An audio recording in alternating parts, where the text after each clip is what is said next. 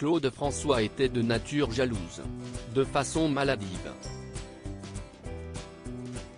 Le chanteur a été en couple avec France Gall de 1964 à 1967 et il l'a considérablement malmenée.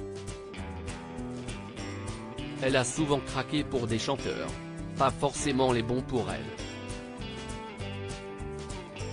France Gall a souvent pleuré l'amour en musique, et pour cause. L'artiste n'a pas toujours été heureuse côté cœur.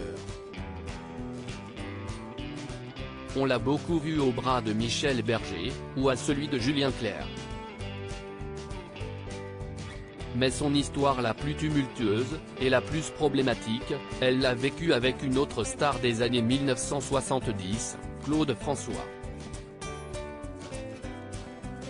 Dans le documentaire France Gall, évidemment, diffusé sur W9 le mercredi 9 août 2023, certains experts sont revenus sur ce chapitre terrible, notamment Michel Drucker.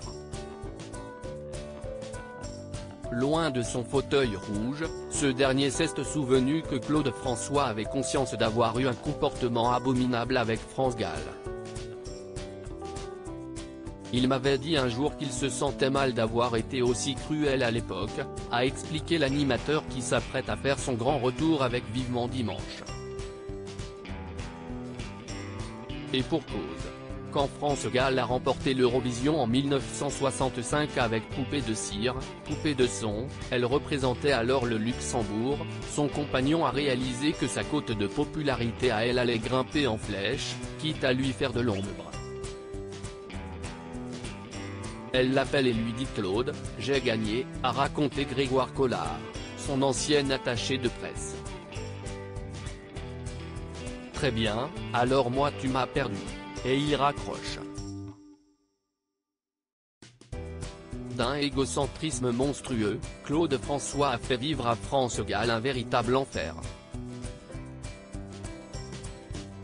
Michel Drucker a évoqué ces longues heures que la chanteuse a passées à pleurer devant la porte de son cher et tendre. Harcèlement, manipulation sournoise, jalousie extrême. Il est d'autant plus jaloux que même dans sa maison de campagne, s'il doit partir, il enferme à clé, a ajouté Grégoire Collard. Elle ne peut même pas aller dans le parc. Pourquoi? Parce qu'il y a un jardinier dans le parc. Il est pas beau, il est vieux, il est moche mais si est-il un homme. France Gall aura fini par tout plaquer. Enfin, en couple avec Claude François depuis 1964, elle a craqué, en 1967, alors qu'il lui demandait de la rejoindre à Saint-Tropez. Elle s'est dit « Je vais vivre un enfer, il va m'enfermer dans une chambre, je n'aurai pas le droit d'aller à la plage, dans les rues, ni nulle part ». Elle a rompu. Elle a dit Claude, si est-il fini. D'un coup.